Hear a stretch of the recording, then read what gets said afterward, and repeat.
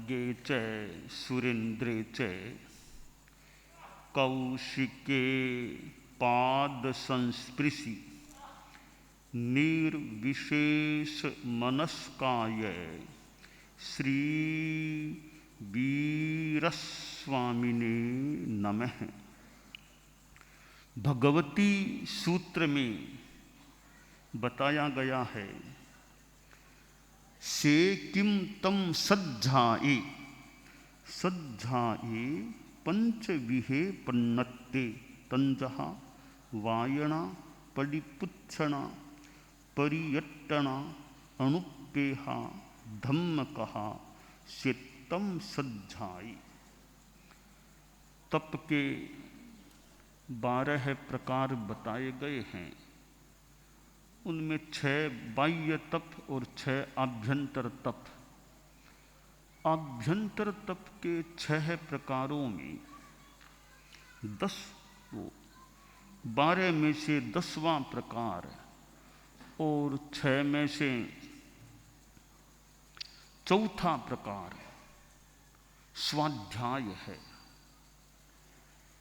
कि स्वाध्याय क्या होता है, हम शब्द पर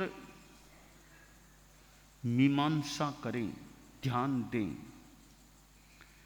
तो यह शब्द कैसे स्वाध्याय कैसे कैसे बन सकता है। हम संधि विच्छेद करें तो एक रूप यह बन सकता है, स्व अध्याय इति स्वाध्याय, अपना अध्ययन करना, यह स्वाध्याय है। दूसरे रूप में शब्द को तोड़ें तो सु आ अध्याय, अच्छी तरह चारों ओर से सर्वांगीणतया अध्ययन करना स्वाध्याय है। शब्द को अनेक रूपों में संधि विच्छेद के द्वारा और समास के द्वारा समझा जा सकता है। एक ही शब्द के समास संधि के संदर्भ में अनेक अर्थ हो सकते हैं। जैसे लोकनाथ एक शब्द है, लोकनाथ या विश्वनाथ। विश्वनाथ भी आदमी का नाम, विश्वनाथ या लोकनाथ कह दें। अब लोकनाथ का मतलब क्या? अब समास प्रकरण जो है व्याकरण में, उसके संदर्भ में इसकी व्याख्या करें। एकदम उल्टे आपस में 2 अर्थ निकल सकते हैं। लोकनाथ, 2 उल्टे अर्थ एक दूसरे से बन सकते हैं। कैसे? कि एक समास प्रकरण में तत्पुरुष समास आता है, एक बहुव्रीहि समास आता है। तो तत्पुरुष समास से व्याख्या करें तो लोकस्य नाथ है इति लोकनाथ है। जो दुनिया का नाथ है, दुनिया का मालिक है, वह लोकनाथ होता है। एक समास है बहुव्रीहि समास, उसकी दृष्टि से व्याख्या करें तो लोकः अस्ति नाथो यस्य स लोकनाथ है। लोक दुनिया जिसकी नाथ है वो लोकनाथ हो जाता है। तो ये शब्द के अनेक रूपों में अर्थ किए जा सकते हैं। एक शब्द अनेक अर्थों वाला हो सकता है और एक शब्द के अनेक पर्यायवाची नाम भी हो सकते हैं। खैर, मैं मूल विषय पर आ रहा हूं कि स्वाध्याय, तो स्वाध्याय का सीधा सा अर्थ है वो एक ज्ञान प्राप्ति का प्रयास, श्रुत प्राप्ति का प्रयास। वो प्रयास 5 रूपों में हो सकता है। पहला 5 प्रकार बताए गए हैं। पहला है वायना, वाचना। शिष्याध्यापनम वाचना, शिष्य को पढ़ाना वाचना होती है। इसलिए आचार्य आदि की शिष्यों को वाचना दे, शास्त्रों की वाचना दे, पढ़ाएं, ज्ञान दे। शिष्य पढ़े, आचार्य गुरु उपाध्याय जो जानकार हैं, साधु साधियाँ भी जानकार हैं, वो पढ़ाएं, ज्ञान दे। तो ज्ञान प्राप्ति के लिए दूसरों को ज्ञान मिले तो पढ़ाने की अपेक्षा है। एक पढ़े और दूसरा पढ़ाए। विद्यालयों में महाविद्यालय अध्यापक पढ़ाता है, विद्यार्थी पढ़ता है, तो ज्ञान वृद्धिंगत होता है, ज्ञान प्राप्त होता है। तो यह पढ़ाना, वाचना देना, यह एक प्रकार की सेवा है, अच्छा कार्य है कि दूसरों को पढ़ाओ। पर पढ़ाने से पहले खुद को ज्ञान प्राप्त करना आवश्यक है। खुद के पास ज्ञान है नहीं तो दूसरों को क्या पढ़ा पाएगा।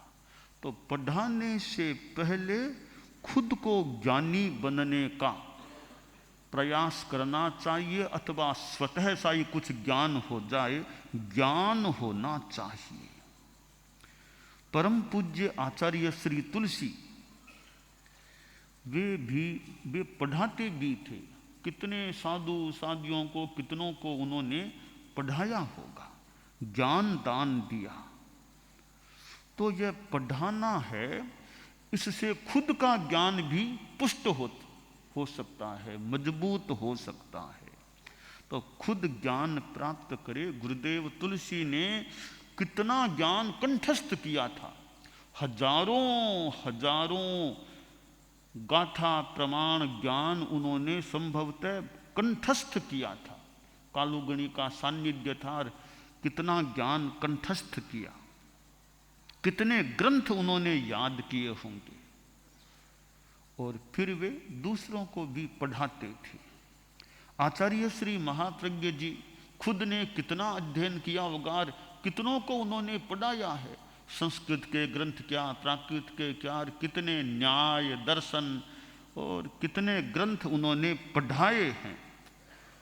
हम लोग आचार्य श्री कई बार गुरुदेव तुलसी के सान्निध्य में महाप्रज्ञ जी प्रवर विराजते, हम लोग विद्यार्थी रूप में बैठते, महाप्रज्ञ जी प्रवर यों पढ़ाते, गुरुदेव तुलसी का सान्निध्य भी रहता, यों वो वाचन का क्रम चलता। कितने ग्रंथ यों, यानी आगम आदि जो भी पढ़े गए हैं, आगम पढ़े गए हो सकते हैं। तो यह वाचना, यह पढ़ाना और शिष्य विद्यार्थी पढ़े, यह स्वाध्याय का पहला प्रकार है, वाचना।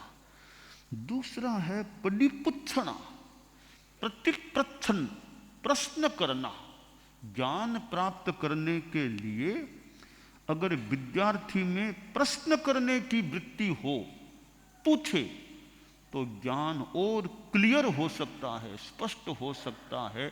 विद्यार्थी पूछे नहीं, या तो वो इतना सब कुछ समझ गया कि पूछने की अपेक्षा नहीं, तब तो ठीक है।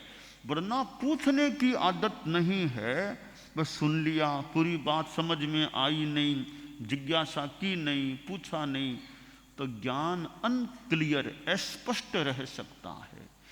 इसलिए स्वाध्याय का दूसरा अंग है कि प्रश्न करो, पूछो, जिज्ञासा करो। पृच्छकेन सदा भाव्यम, आदमी को पूछने वाला रहो, पूछते रहो, पूछते रहो, पूछते पूछते कभी मोक्ष तक पहुंच जाओगे। तो पूछो, जिज्ञासा करो।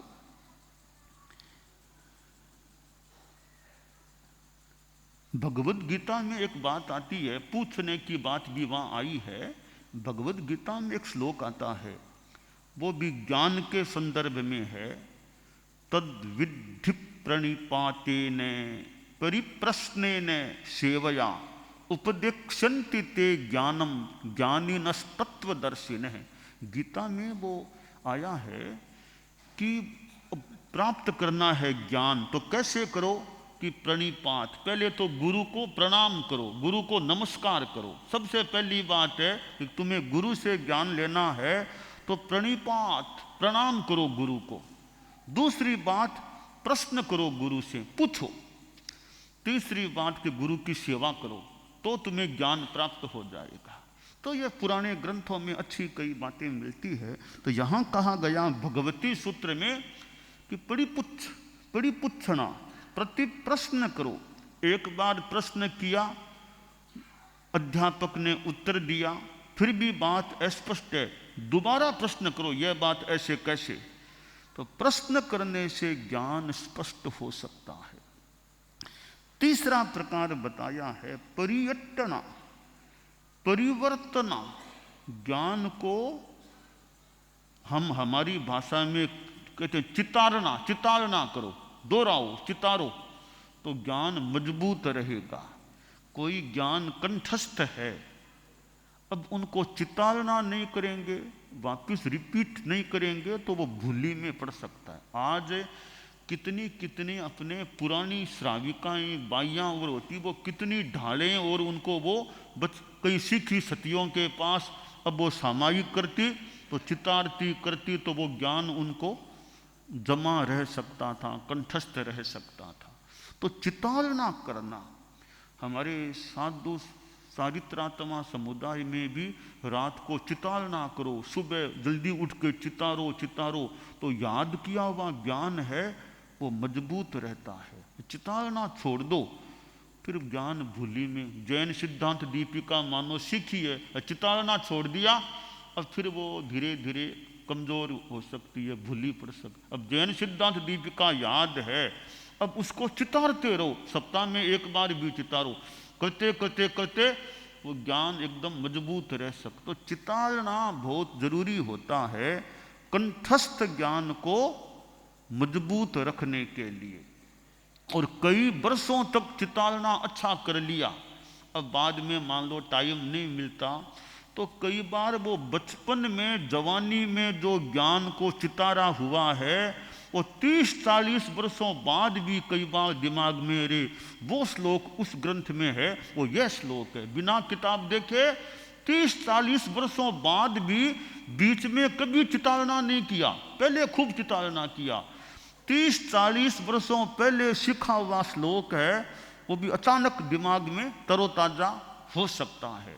तो परिवर्तना से जो ज्ञान मजबूत हो जाता है, बाद में वो कई वर्षों के बाद भी काम आ सकता है, याद भी कभी कभी आ सकता है। तो परिवर्तना भी एक स्वाध्याय का अंग है। चौथा प्रकार है अनुपेहा, अनुप्रेक्षा, ज्ञान पर मनन करना। प्रवचन सुन लिया, कोई किताब को पढ़ा, फिर देखें यह विषय बढ़िया है, उस पर थोड़ा और यूँ चिंतन मनन करें, यह बात कैसे, यह बात क्यों कही गई है, किस परिस्थिति में यह बात कही गई होगी। क्यों कई बार अनुप्रेक्षा करते करते यूँ लग सकता है कोई नई बात समझ में आ गई, नई बात पकड़ में आ गई, आज तो एक नया शोध हो गया, नया तत्व ध्यान में आ गया। तो अनुप्रेक्षा से अब वो कितनी भीतर की निर्मलता और भीतर की वो स्थिति अच्छी है कि नई बात उभर करके भी कोई सामने आ जाए। हमारे श्रीमद् दयाचार्य की तो बात आती है कि वो फरमाते, मुगजी आज तो उत्तराध्ययन में नया रत्न मिला, नया रत्न मिला। तो अनुप्रेक्षा भी स्वाध्याय का अंग है, चौथा अंग है। पांचवा प्रकार है धम्म कहा, धर्म कथा। धर्मोपदेश दो, धर्म कथा करो, प्रवचन करो। अब जैसे धर्म कथा है तो हमारे साधु साध्वियाँ चारित्रात्माएं धर्म कथा करते हैं कि धर्म कथा करने से पहले वासना ली या नहीं, प्रश्न करके ज्ञान मजबूत किया या नहीं, चितारना किया या नहीं, ये सब हो गए हैं। इसके बाद में धर्म कथा करो तो धर्म कथा में कुछ प्राण आ सकेगा, क्योंकि पहले गुरु से पढ़ा है, गुरु के पास या जो भी पढ़ाने वाले हैं उनसे ज्ञान लिया है, और प्रश्न करके ज्ञान को मजबूत स्पष्ट किया है। परिवर्तना चितालना परिवर्तना करते रहे हैं और अनुप्रेक्षा भी हुई, अगर हुई है, अब जनता के बीच में उपदेश दो, धर्म कथा करो। तो इसलिए हमारे साधु साधियों कई वर्षों तक अध्ययन हो जाए, बाद में प्रवचन व्याख्यान देंगे तो वो प्रवचन व्याख्यान अच्छा हो सकता है। और गुरुओं से, बड़ों से, अच्छे वक्ताओं को सुनते रहो, सुनते रहो। अब अच्छा वक्ता बनना है तो भी जो अच्छे व्याख्यानी हैं, प्रवचन, जैसे हमारे गुरुदेव तुलसी थे, उनके पास वर्षों तक कोई रहा है, उनका व्याख्यान ध्यान से सुना है। आचार्य श्री महाप्रज्ञ जी के पास वर्षों तक बैठकर उनका प्रवचन सुनता रहा है, बीच बीच में खास खास बात को नोट कर लिया, इकट्ठा कर लिया।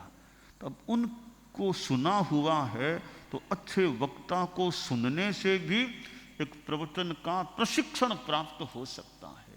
तो फिर धर्म कथा करेंगे तो धर्म कथा करने वाले की धर्म कथा अच्छी हो सकती है।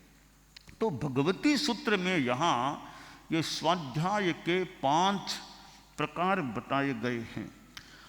आज तो ये पुस्तकों की इतनी सुविधा हो गई है, एक जमाने में तो इतनी पुस्तकों की वो सुविधा नहीं भी रही हो, आज इतनी सुविधा है कि आज तो खुद भी पढ़ते रहो, सेल्फ स्टडी भी करो, पढ़ते रहो। थोड़ा अध्ययन हो गया गुरु आदि के पास, अब सेल्फ अपने आप पढ़ो। तो आगम आदि और भी ग्रंथ हैं, उनको पढ़ने से कई बातें तो खुद को पढ़ने से खुद कोई अच्छी जानकारी मिल जाती है।